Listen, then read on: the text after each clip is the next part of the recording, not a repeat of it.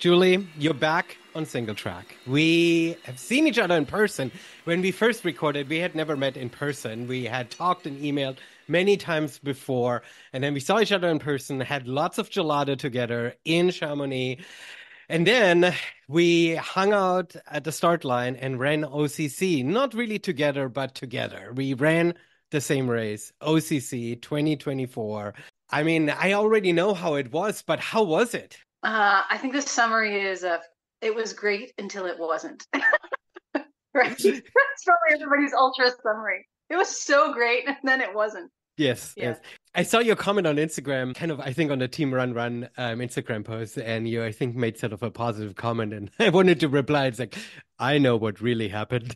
Like I don't think you enjoyed almost all of it. I think you enjoyed some of it, but yeah. Exactly. Yeah. I mean, let's pull this back, right? OCC was a big dream race of yours. You were able to run it. It was a little bit of a last minute, so your training wasn't really like full on 6 months of prep.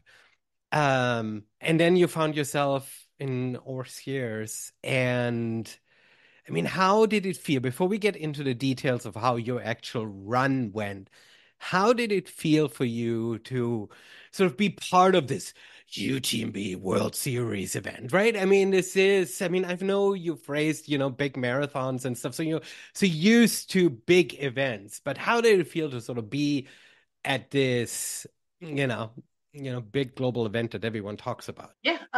It did feel pretty special. I didn't know if it would feel very special to be the one racing. I felt like it would be special in the moment of the race and being cheered for and everything. But even pre-race, it did feel pretty special to like wear the band of what race you're going to do, so everybody sees, oh, they're in one of the races.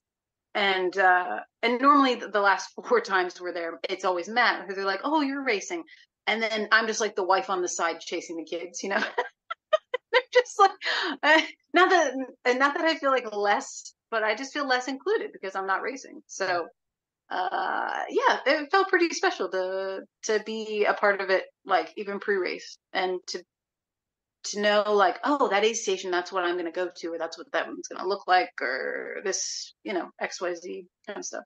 Yeah.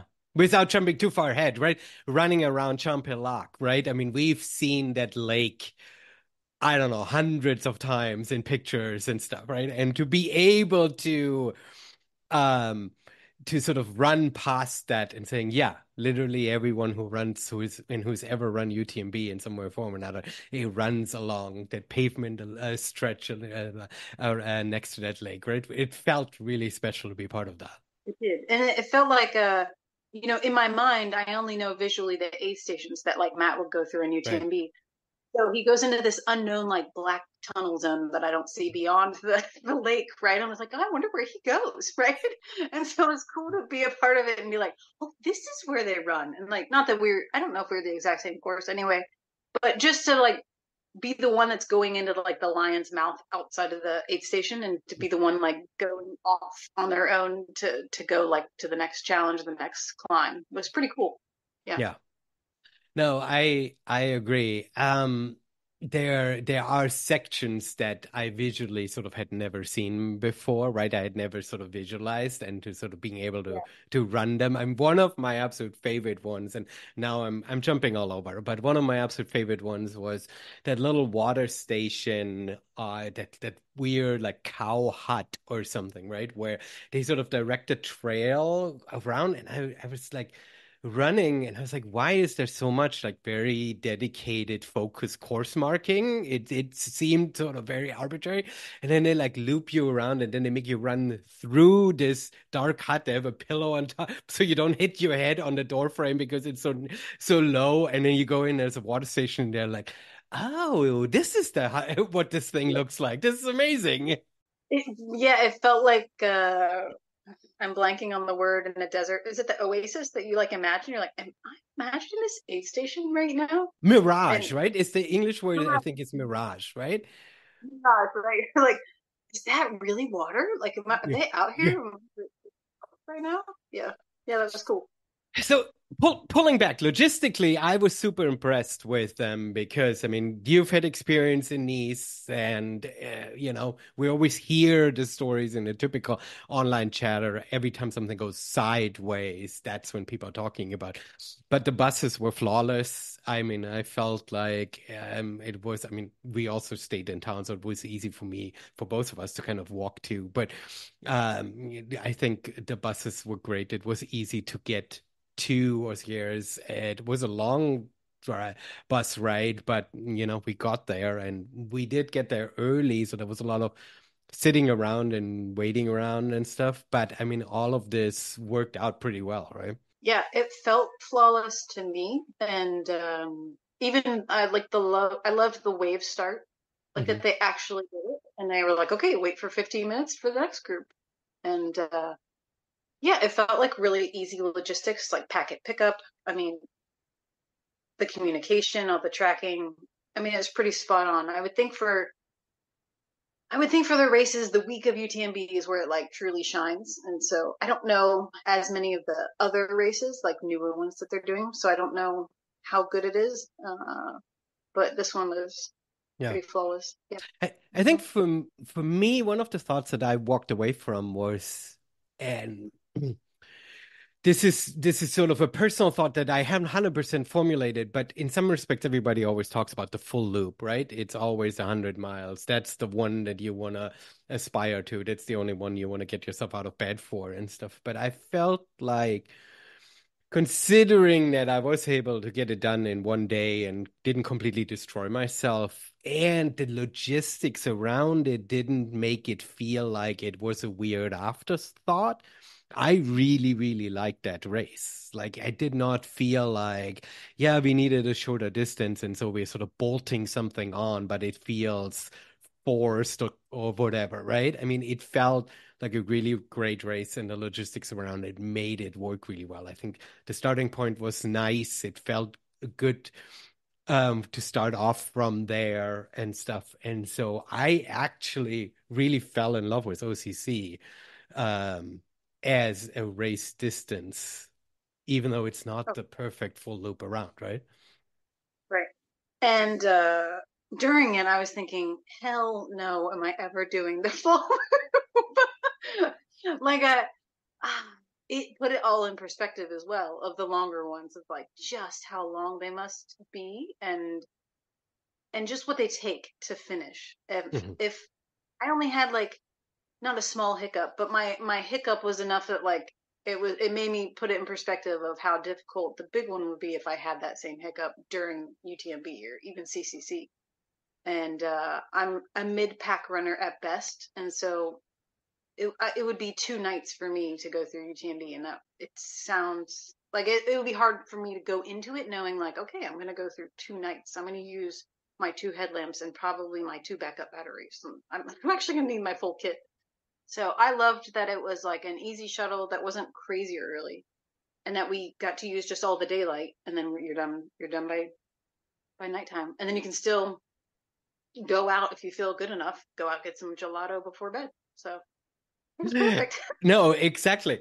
I I also love that it was in one day, and I was also thinking the same thing. It's like, well, if I would make it longer, then I would just run in the dark, which is a special thing that I enjoy, but you wouldn't actually get to see more of the course, right? I mean, you then all of a sudden just run in the dark, and you potentially run past absolutely incredible places that you don't actually see because you run it in the dark, right? So you don't, with OCC you get a full day of daylight seeing the course, and if you go to CCC, sure, you get another part of daylight before you hit that OCC part, and you would then run the OCC part completely in the dark, more or less, right? That's true. Yeah. Yeah. And it didn't feel crazy to go to Orsiers instead of like Courmayeur. That sounds a little harder with the tunnel and logistics and Yeah, I think it's actually shorter, right? Because the tunnel is a direct shot over. I think Orsières is probably a longer drive because it's winding around, where in the direction Chamonix-Courmayeur, I think that's just literally through the tunnel and you're there. yeah, that's true. Yeah. Yeah. No, Yeah. yeah. Anyway, um, So starting corner. I mean, it was a lot of people, but it didn't feel completely overwhelmed. I mean, it was really packed into sort of this little town center, and there was a part where I sort of felt I think we both felt a little bit bad for the people living living there. It's like there's a lot of noise, there's a lot of people, but we somehow make it work, and we won't tell people about our secret bathroom spot. We keep that for ourselves in case we ever come back.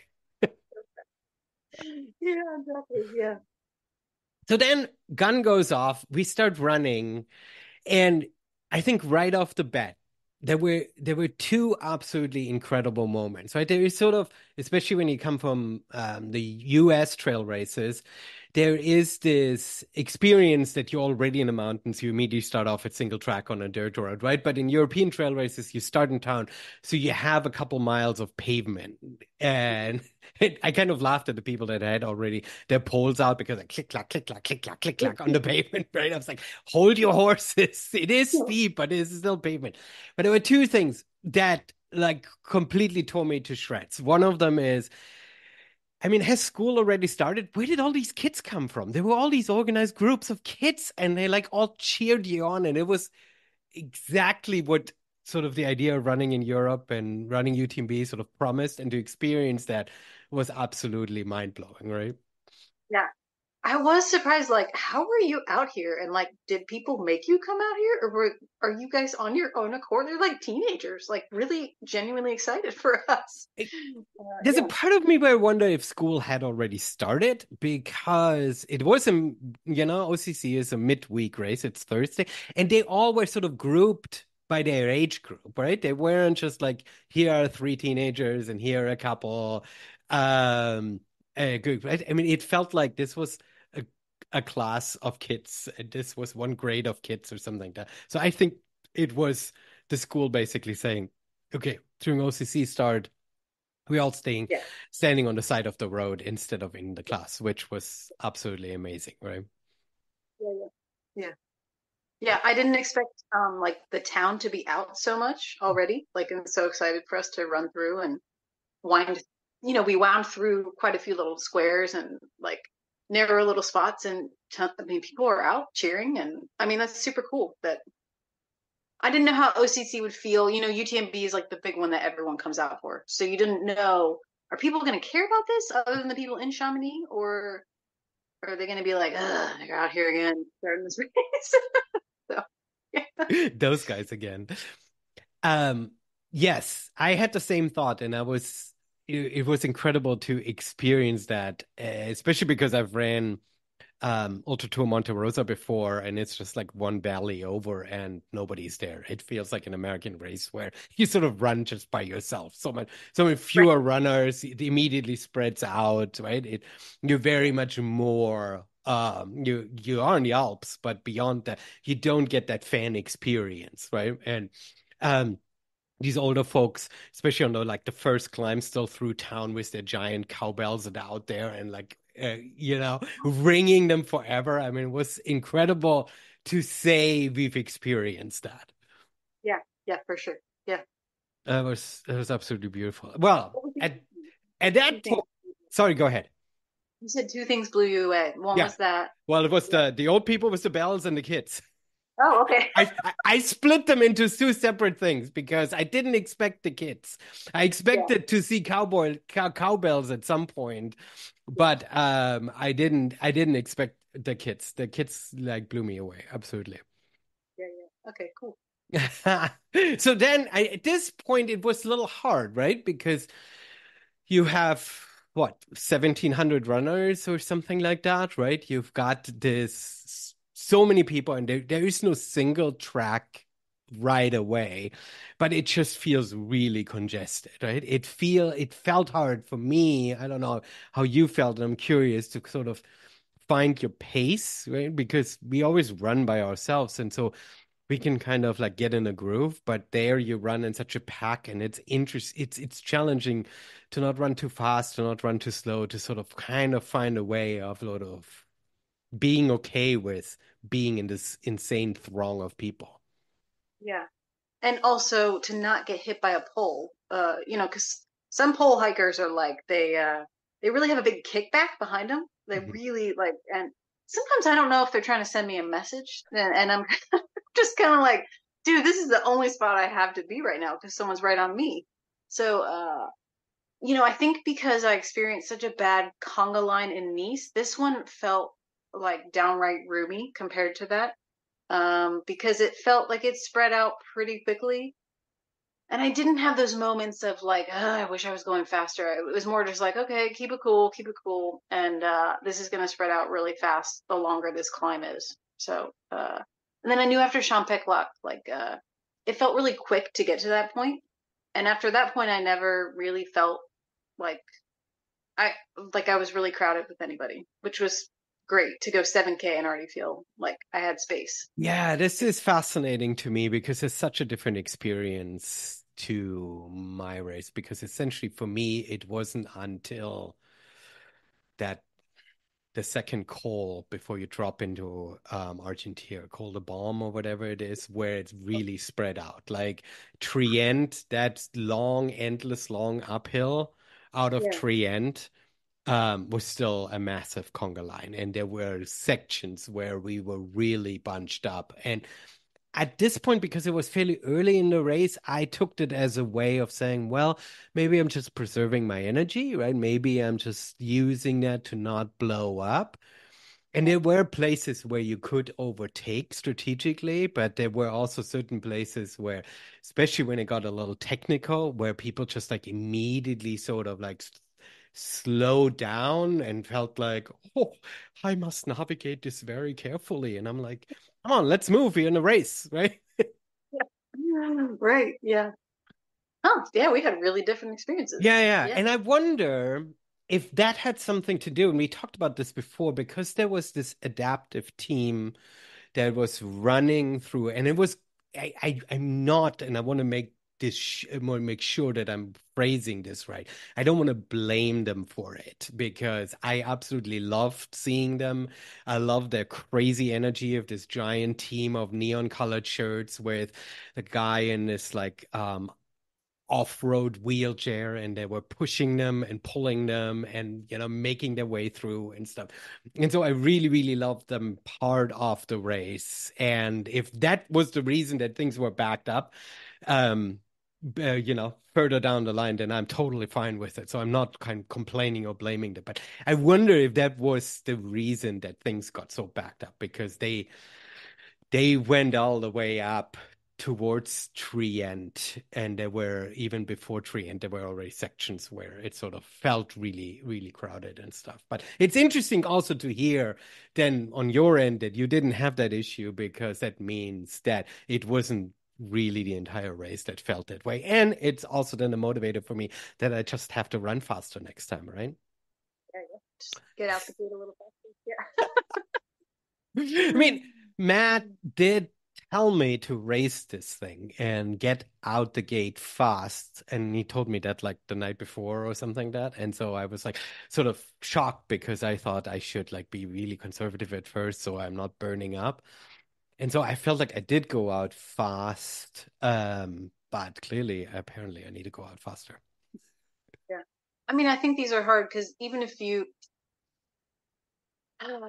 mid pack, it just feels like you're gonna run a slower pace regardless early on, slower than you think, just because of people. And I still think it was slower in the beginning, but um, I felt good enough that it was. I didn't feel like it was like I'm waiting around to take every step. So Yeah. yeah, How were the grades and the length of the hills for you? Because we had this sort of three big climbs in there, yeah, and um I had like 2 nights before or so, I kind of looked at the grade and length and sort of tried to kind of make myself a mental picture of saying, okay, this compares to that hill that I'm always training out on in length and steepness and stuff, right? And I felt like that really helped me. yeah, And when I was out there, I also felt like none of these hills, I mean, up to live Fleshare is a different story. That was towards the end then, right? But at least early on, I never felt like these hills killed me. I was prepared for them. How was it for yeah. you? I would say similar. I wasn't ready for. So the hill I remember the most was coming out of Trient up to the one aid station where they had medical and there was water. It was just really dense and it was really humid back there, and tons of people were starting to puke and like lose it and sit down on the side. Granted, it made more space because there were so many people sitting along the side, but it was like, oh, this is where people are starting to struggle. And so I don't think it was too steep through there. I wasn't ready for the point after that water. We like went around a bend and then I could see the Col de Balme aid station Hmm. super far away. And I was like, okay, we're like ridge walking along the side and we're like gradually going up. I kind of wasn't prepared because it wasn't really runnable because it was so rocky. And yet it wasn't even up. It was just like flattish up. And you could hear the aid station for so long. That was a little draining for me to like see it for so long and hear it for so long. Yeah, that was a very long 10K Yeah. from Trient. You see, this is funny. Um, it's so funny to sort of compare having run exactly the same race because I loved that section. I saw that it was long, right? It was long. I'm not denying that. But I love this section just because at that point, I think I had sort of overtaken a couple people that had slowed me down, and I could see the aid station, I could focus, and I just felt open. It was fun to run, especially since I'm running in Pacific Northwest all the time and I'm always in trees and stuff, right? To be sort of on this plateau, if you will, and have all these views and stuff. There was a paraglider going down and stuff. I just enjoyed. For me, that was the classic high alpine running that I sort of was dreaming about when I say I want to run in the Alps. And so I really love that section. Yeah, that was the section I pictured as like, oh, I bet this is like what the course looks like. When people say Mhm. that's like it's a gorgeous course, they're saying that. And even like the descent from Col de Balme, I was like windy, smooth trail was like finally it just felt so good to run that and look out and be like in the open and free to, I think I was around very few people at that point, so it felt nice to just do my own thing at that point. This is where I finally had a chance to look at my phone after Calder Bomb going downhill because that section before that you described was so technical that there was really no chance of ever taking the Yeah. phone out, right? And so I actually texted a couple people and I texted Matt, and Matt basically yelled at me and said, "Put your phone away and start racing." And that's when I really started hunting. That's when I felt like the downhill started totally to click for me. And the only people that I saw were people that I overtook, which was super fun. Yeah, yeah, yeah. Agreed. Yeah. Yeah. And then Um, the last climb up Flagere. So I don't know why this makes no sense, but in my mind it was 3 kilometers up, and I don't know how I got that number because I think it was 5 kilometers up, and so I was already struggling because I was puking and vomiting, and and so every time I saw someone, they're like, "Yeah, just like 1.5 kilometers more," and I'm like looking at my watch. Everybody kept telling me what it was to the top. And I was like, God, I don't want to know, especially because I think I totally had my math wrong. And that was a hard climb, like mentally. Like mhm. I was excited for it before I got to it because I felt my legs were there, but mentally, because I was puking and having to like stop a lot, I felt very broken mentally at that point, but not physically, like not my legs, but my stomach. So, So pulling back to get you to the puking site, you told me that you, in preparation of this, had a ton of gels with you. So you were totally committed because you knew that the aid station food might be iffy for you, and so you really were prepared to sort of gel and tailwind it through. How did it? I mean, clearly it didn't go, but I mean, did you end up with 14 gels in your pocket at the finish line because you couldn't get anything down, or how did you get to the puking? yeah, yeah. Well, I started with 19, and then I started with 3 bottles of Tailwind, but like just two pre-filled, and then one with water, one already mixed. And I finished with 11, so I only had 8 gels and one bottle. uh, and so I should have, looking back, I should have said something to Matt at Trient. So Matt saw me at Trient. I think that's 25K in, right? And that's when I could like feel my body was like, I don't think we're gonna eat gels today. Mhm. I could feel it kind of starting to tell me like warning signs. But I just wanted to get out there and go start that climb. And I should have taken a pause and be like, hey, Matt, what do you think? Should I eat something else from the aid station? Should I, like, what else should I do besides trying to, like, cool down? Because it was hot. And so I think my core was just super hot. So Mhm. I got in every water, every water source there was, like every creek, every waterfall. I got in it and put my head in, like, put my core in, but it didn't really help. And so I think by Argentina, my body was like, no, we're not having any more gels. We're not having any more tailwind. Find something else. And then I mean, at that point, that was the last aid station. Well, and I guess Flagere had one, but I don't know. I hit the point of no return, so it was Yeah. just like death mark through the last 12K. So I think the race organization sent an email out in a 2 weeks prior that I eventually, in a quiet moment, a few days before the race, actually clicked through, and it was sort of a health survey and preparation for the event. And it yes. guided you. I don't know if you remember doing that too, but it guided you through some of the things of like nutrition and hydration and heat and stuff. And it was really interesting for me how much they stressed to not drink too much. And I thought that was Mm-hmm. so interesting because um, I come from this sort of like California racing mindset in the desert, and it's always like, get everything in you that you can, right? Which is also, very simplistic and stuff. But Mm-hmm. I really tried hard not to drink too much and Mm-hmm. used then, to your point, all the water sources to cool my body temperature down rather than trying to cool my body temperature down and through drinking. And Yeah. so I pretty much. I don't think I had any water at all. I only had tailwind or Mm-hmm. then knack.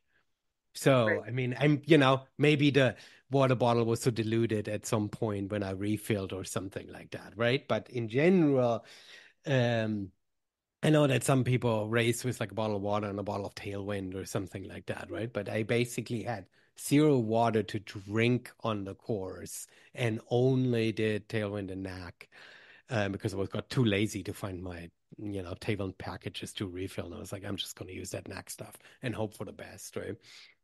Um, and so somehow that completely worked for me, which was so interesting because you struggled and so many people struggled to the point that they couldn't even finish, right? Um, yeah. So, well, we need to pull back to a little bit. So we talked about Champellion, we talked about sort of the course sort of searching out. Let's talk about what was some of your most beautiful places on the course that you saw. There was a walkway. It was early on. We were up high, and it was like a graded walkway, like bolted into the side of the rock, where you looked out on the valley. I think Orsier Valley still. That was amazing. Not many people. I didn't like talk to many people, and not many people made many sounds when we were running. But at that moment, when like four of us got on that walkway, we were like, "Whoa!" Like Nice. we were all blown away at the same moment, and it was that moment we were all like, "This is why we did this," and so that was actually really cool to look out, see that. The Col de Bomb moment was pretty sweet to get to the top, and you look out on both sides of the col, and Mhm. that was another favorite part, especially just be done with that climb. And then it felt really iconic to hit the top of Flagere, knowing that was the last climb, especially like UTMB runners when they go through there, CCC runners, like you felt like you're like battle scarred and like finally at the top and like can cruise down like everybody else feels when they hit that spot. And then it really was a cool, like iconic finish to have the town like cheering for me as I ran through and and yeah, it felt as special as I hoped it would. Yeah. So that was cool. Yeah, yeah. You mentioned something interesting, and it's also something that is fascinating with European races is, and I don't know if you've experienced similar in Nices, because the field is so international, and I or I don't know if that's the reason, but I'm explaining it that way. Is there's very little talking among the runners. Like if you run a race in the Pacific Northwest, right?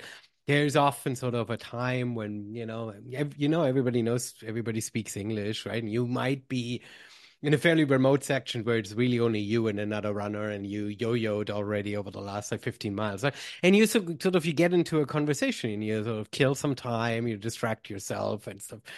And that's something that I didn't really experience at all. Like very early on, there was this guy from Switzerland who was trying to find somebody he could speak German with and so, and we chatted for a little bit. But then he took off and we never saw each other. And for the entire race, it did feel intense. It felt like people were racing, right? It didn't feel like this relaxed Pacific Northwest. So, what are you doing here type scenario, which I sometimes experience over here. And that's sort of I don't know, it's a different feel, right? It's definitely not as, you know, I don't know, friendly even. It doesn't feel unfriendly. It just feels like all business, like Yes, that's a good way of putting it. and I love that they put the flags on your bib so you at least Mhm. know what language the person probably speaks. So that does help. Yeah, Um, yeah, it does feel kind of like all business. Like I tried to strike up a couple conversations, and there's just like silence. I'm like, okay, okay, yeah, so I'm just gonna put my head down and keep going. yeah, yeah, exactly. I think, But I wish everybody checked on me. Like if I was sitting, I was shocked. People asked me if I was okay. I'm like, yeah, I'm just sitting, like just puking over here on the side. And like people out who were even just out hiking checked on me. They saw mhm. my name. They're like, yeah, are you okay? That was surprising and nice that people actually checked on me. So Yeah, no, that was it. I mean, that's, you mentioned just hearing your name and your bib was the language. That was really fun. Again, something that people had talked about and we sort of knew and could prepare ourselves for, right? But to experience that people were scanning your bib and they were like, okay, he's German, so I need to say something in German to him and stuff. Right? I mean, that felt really special to have experienced that, right? yeah, yeah, yeah. Hmm. Yeah, when I was going up Flashare, I was only thinking of Courtney last year when they did like this crazy flash mob and stuff. And it's like, okay, I guess I need to go up there. I guess this is iconic, but man, this hill is killing me. Yeah. I mean, it was also nice watching, afterwards, sitting in the square and watching the finishes of the CCC or the UTMB and seeing the elites like not struggle on that uphill, but also look like they are working hard. And you're like, oh, this is actually like work for them too. Like I'm glad it's not just me that looks like I'm just floundering going up this uphill. And I'm not saying they're floundering, but that they are working. And so that was kind of It felt very comforting. satisfying. Yeah, absolutely. Yeah, right. Yeah, it did. I mean, I don't know how much you dug into this because for you, you had such a tough last section of the race. But for me personally, I love that UTMB has this live tracking on a website where you can check your position and you can see between aid stations how many places you gain and how many you lose and stuff. And that's probably on paper, if you will, sort of my proudest part of this race was that especially the second half past tree end, I've only picked up people. I never even love the climb of La Flèche where I felt like I was so slow and so many people were passing me, but because they passed me and then they sat down or whatever they were doing, I was actually picking up people at every section and only gaining ground, which I guess comes to the point that I should have started probably earlier, so I didn't have to overtake as many people. But um, I love the visualization on the UTMB website that does that, but I also just love that that worked out for me that way. I totally agree. I'm going to head upstairs a little. Oh, the kids just got home from Oh, swim. Oh, there we go. Yes, head upstairs. So, um, you knew, so you make it up Le Fléchère. So the downhill at that point, you've got what? They said 8K, I think, right? It says, I think on that la last aid station, I think it's 8K from La Fléchère down to the finish. 5K, 8K, something along the lines. 7K. 7K. Okay. Um, you're gonna make it. You're feeling absolutely awful. Um, walk me through this because you ended up being an hour earlier than me, so you didn't have to worry about daylight. That's the thing that I was chasing. Um, going down, you knew it's everything is downhill. What goes through your head? Are you still puking your head out on the downhill, or can you start to enjoy the last miles, or was it just, crawl me into the finish and put me away? I mean, I had to walk a lot of it because I felt so nauseous. Like even just like the sound of other people's feet made me puke. How bad is that? Like I was just so nauseous. I tried to like ski my feet down, where you don't even move like your core. I tried to like literally ski my feet. So I just felt terrible. So I walked a lot of it, just knowing I had the daylight, knowing I had the time. And I told myself, like enjoy the last miles. Like I know I'm going to make it. I've gotten to this point. I call it like the ghosts of Christmas past all came to pass me back. The people who I had passed over the last 8 hours all came back. It felt like everyone passed me. You're like, oh, I know that guy. I know those shorts. I remember that pack. And then new people. I was like, oh, I don't know you, right? Like, it was really there were some dark moments. And the moments where you're like, never again. This is the way you convince yourself that you can get through it is you're like, never again. I just don't have to do this again because this is it. And then I got to the last I did actually once it like leveled out more on that downhill, I was able to like ski shuffle without moving my core too much. And then when we got to the final kilometer for town, I was like, geez, I've got to run this. Like everyone is watching. Like all these people are cheering me on, and I really do need to run this. And it's flat pavement. So I ran that, and I'm like literally in the finish chute, just trying to not puke as everybody cheers for me. And I'm like, look ahead, don't puke, don't puke. So it was not the finish I had wanted, but I did it. So I mean, I can only feel so bad because I was just happy to be done, and I knew I got in by daylight, and I got to experience it. So It's a bummer, and I feel bad. I feel extra bad because I've literally never puked in a race. Um, I know. I'm knocking on all the woods and stuff, and I've had bad stomachs. I've had moments where I can't eat anything, and I've had moments where I very much, or races very much feel like my improper in food hydration nutrition intake has sort of fucked up my race and made me DNF, right? So I've had definitely, I'm not saying, oh, I've got a rock solid stomach, but I've never actually had to vomit. And so I don't even think about what that feels like and how that sort of affects you. And when you describe just the sound of other people's feet make you want to puke. It is a nice visualization.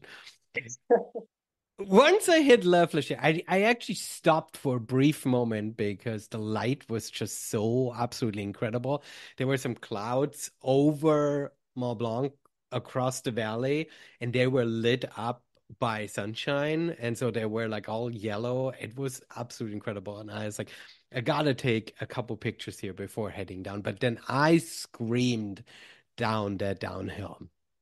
I had so much fun on that last downhill because I knew that I had course I reversed up to that cafe Chalet de la Flora, right? So I knew that part, right? And so I knew that I just had to hit that cafe and then I was in. And so I was really screaming that downhill and it was super, super fun. I had my poles still out, so I used them and I sort of needed to use them because it was really getting dark and I was playing this game of like another quarter mile and I would have had to take out either my headlamp or because it's short distance. Just use my phone's flashlight to guide me. I never tripped. I never got to this place of like, oh, warning shot. I better do something about it. But yeah, it was getting really, really dark. So you make it then over that bridge, that road bridge. And again, right, we've seen this in live streams like dozens of times and stuff, right? I was putting my poles away and for a second was trying to figure out how to put them back into my quiver and I couldn't quite figure it out. And I said, ah, fuck it, I'm just gonna run. Where's my collapse Right. poles in my hand? And then I came around, right? You go over that bridge and then you do the bridge over the river. And right on the other side, my brother was waiting for me, which I didn't expect. I mean, I knew that they were in town to see me finish, but I didn't expect him to already be there. And so I came around and I was like saying to myself, okay, there's a part where I could just walk this and just like take it all in PTL finisher style, right? And just like let myself get celebrated. Or I'm just going to be ruthless and literally scream down this thing and overtake people on the last kilometer. And usually I'm somebody who is totally non-competitive in these situations. I'm like, oh, let's chit chat with the people and stuff. And I'm like, this time I'm just gonna scream this thing down. And so Yeah. I ran so fast. I looked at the time. It wasn't that fast, but it felt really, really fast to me. It's like, That 30-mile, yeah. it's like, wow, I'm screaming. And then afterwards, you look at your Strava. I'm like, no, you weren't. Very uptick in pace, yeah. That's Oh, good. yeah. And I mean, it was an absolutely magical experience and something that I've never experienced in this way before, that you can come in as thousandth finisher, 12 hours, 7 hours after the top runners come in, and you get such a reception, right? I mean, yeah, absolutely. They timed this perfect. It was 8:30, 9 o'clock, right? People were out and about, so it's not like you're finishing at 3 in the morning, right? But the amount of people that were out, the reception that you got as a complete, end of mid-pack, end-pack finisher, right? It to me felt louder based on my hearing than the CCC top finishers the next night. I looked at the pictures and stuff. I'm like, I felt like I got more cheers in my head, but Yeah, yeah. I looked at the picture and I'm like, oh wait, there weren't actually that many people there at my finish, but it felt like they were drumming on the side of the signs that and like it felt like I had just as many people celebrating me and welcoming me, which yeah, I totally agree with that. Yeah. And there is a magical thing that UTMB does. Like number one is the whole logistics of when they choose to start their races to get the finish in Chamonix perfectly tailored and work with the crowds that are anyway in town. I mean, that is such a magical logistical scheduling thing. I'm completely in awe of that. But there's the other thing, and I've observed that with a lot of top finishers that I've seen coming in, that the announcers are so freaking good that they know what language, what country people come in, and they greet you with your name and they say something in your language, if it's, within their wheelhouse. And I mean, that touch, that ability to deliver that on such an insane scale is for me absolutely mind-blowing. And for me is one of those huge examples of where people who criticize UTMB and saying it's becoming a weird cookie cutter corporate production have absolutely no idea what they're talking about when you see that level of care into that detail. It blows my mind. Yeah. Yeah, I mean, I think the woman announcing was the one who spoke in French, English, and Spanish, like And German. just and German, all four, just like Mhm. four right in a row. of Hmm. every language. And also, I would say, I was amazed by the medical staff, how many there were out on there, and also then like the climb up from Trient to Col de Balm. We got to that one water spot before like the open ridge walking, and a runner came up and would talk to the medic, and she's like, "There's a guy down there who says he needs attention," and the medic just like started getting their gear on and was like, "Okay, I guess I'm gonna walk a kilometer downhill to find this guy." And like no complaining, like just got her pack on with her water and whatever gear she might need for this guy. And I mean, I was fairly impressed. Like I don't know. I think that would be a very hard thing to be a medic out there and be out there and willing to hike up, not only hike up to that spot, but then hike down to meet a runner and check on them and hike back up and And sit for hours, right? I mean, yeah, that's amazing. Yeah. yeah, the level of dedication to the success of the runner and not just the top runner, right? We see in the live feeds how they make such a big deal about the top runners, and rightfully so, right? That's the product that they're selling. That's the attention span that we have. I was, I mean, so wiped out that I didn't even see the women's UTMB finish because I just needed a break from standing in the heat, right? I mean, we have sort of a limit of how much we can take in as individuals. And so the product that's being sold in the media is the top runners, but the actual event has a level of care to the every runner that is for me unbelievable. Yeah. Yeah, you still felt like you mattered just as much to the Yeah, volunteers, to the finish. Yeah. yeah. To the people cheering.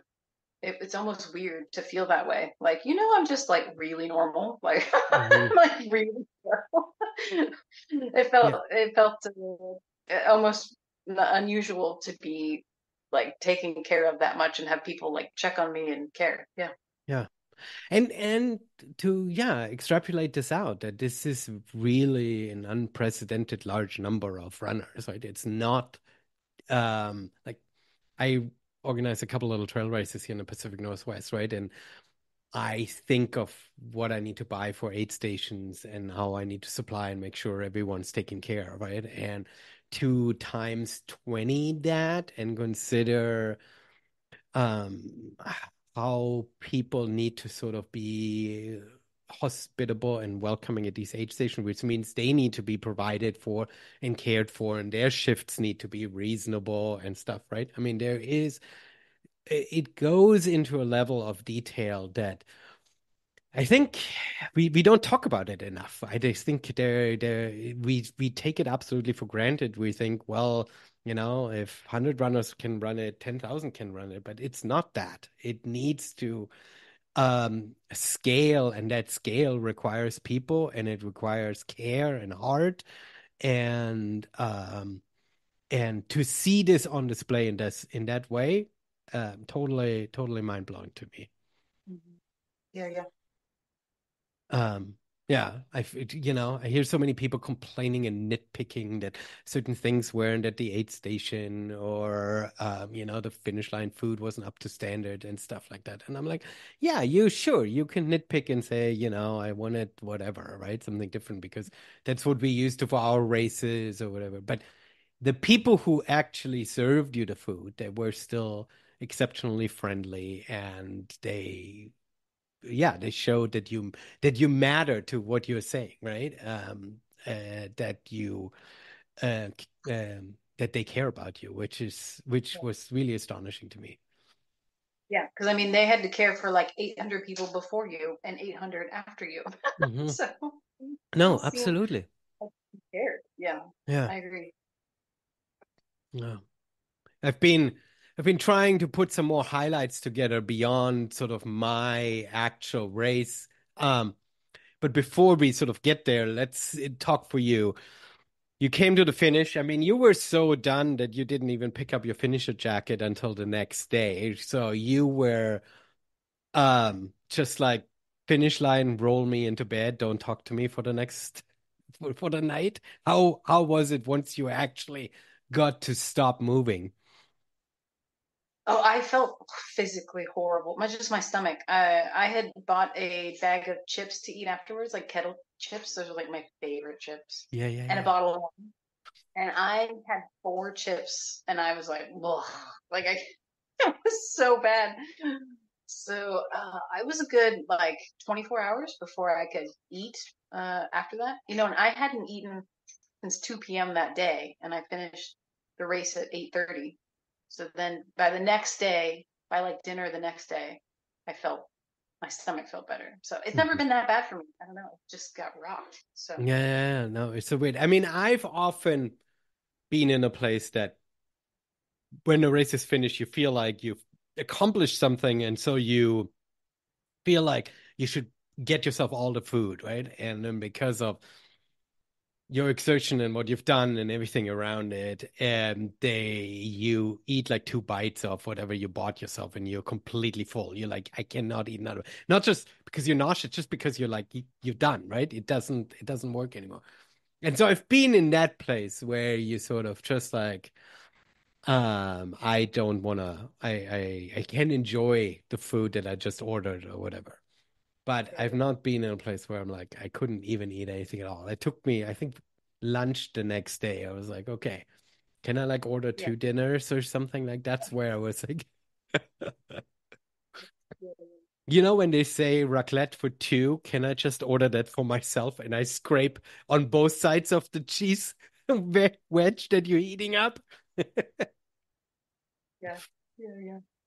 Oh man. But you recovered, and your first comment to me was like, this was a one and done. Thanks for running with me, but but then your stomach settled and you got your finisher jacket and you watched the UTMB finishers come in and sort of your mind changed.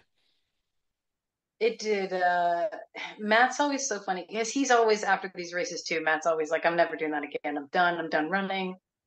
And then after the race, it was like 48 hours later. I was like, well, I bet if I had done this, and Matt's like, see, the crack's opening. You're gonna run again. And you're analyzing it like that. Like, well, it could have been better if I did this. Then that means you want to do more and you want to try Mhm. again. So it's always the elusive. Like, I want to keep trying because I feel like I just didn't nail it and I want to do better. So uh, now, do I want to go longer than OCC? I don't know. I still would Mhm. love to do the TMB all in the daylight, like over the course of 4 days, like Yeah. just do the whole thing in the daylight, 25 plus miles a day and see it all that way. I do want to do that. I don't Mhm. know if I'd ever want to go through the night or longer than just one day. So, Yeah, yeah. I still, I mean, as a romantic, I feel like starting and finishing, experiencing Conquest of Paradise, playing as you leave Chamonix is a magical thing that I would love to experience at some point. But seeing the war stories that came out of this year's UTMB, I don't know. I don't know if I like.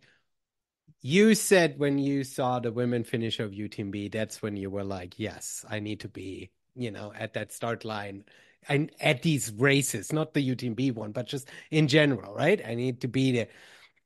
For me, when I saw the starting of UTMB and experience all these people leaving and stuff, and because that's something we've seen hundreds of times in videos and stuff, I was like, this is the ground jewel that's to experience, right? But the longer I'm thinking about this, I also feel that way. It's like maybe it's better to just have these shorter races and actually enjoy them because it felt absolutely beautiful to walk away from this event for me personally with zero blisters, with zero aches and pains that I feel like I need now weeks to nurse, right?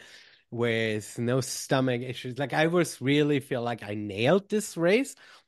And in some respects, you could say, well, that means you've got nothing to prove next time, and perhaps you should upscale. But on the other side, be able to wake up the next morning and go and be able to go on a hike and just like, hey, this was great, right? This was an absolute fantastic experience for a day. I got to run a trail race, but I didn't completely destroy myself. And now my family has to like carry me for the next 3 days, right? I mean, it felt really nice. And I have been in different places. I've been at DNFs and I've been at races where you limp around for like days after, right? And so that felt really cool. And so maybe the answer is to run those kind of races where you're not completely destroying yourself. Right, right, right. Yeah, yeah. So now you already signed up for Chianti. You like immediately jump back in. This Chianti, Right. when is April? When's that March at? March 23rd. Okay. Yeah. Oh, that gives you a good amount of like breathing Yeah, room. it's a totally different race. So Matt is going to do the 120K March 22nd, and I'm doing the 46K March 23rd, and it's half the vert of OCC, and it's also I call it like the death by a thousand cuts kind of race where the hills are just endless, right? It just is like tons of up and down. I don't know if I'm better or worse at that, but it sounds just more fun to train for some other sort of challenge versus just like three massive climbs, kind of a race. So yeah. And so the cutoff is 8 hours. So if that tells you anything, OCC cutoff is 14 and a half hours. Mhm. So clearly it's a faster race if the cutoff is 6.5 hours faster. So, Yeah. and yeah, so I don't know. It's kind of fun to think about just a completely different challenge and 9K shorter than OCC and half the vert. So, Yeah. It's definitely something that should be doable. But to your point, um, death by thousand cuts, this could be really challenging too, right? Because I think what benefited me so much at OCC is that the hills that I'm training on are very much hiking hills. And I remember talking with Hannes after his Lavaredo win when he talked about his preparation for UTMB, and he basically said, it's like 6 weeks or something like that. And he basically, the only training that he's going to be doing is hiking training because UTMB is so much hiking. And I was thinking, I was like, maybe this is actually the kind of course that really favors me because I'm a good hiker. I'm okay with hiking slow uphill, really steep stuff.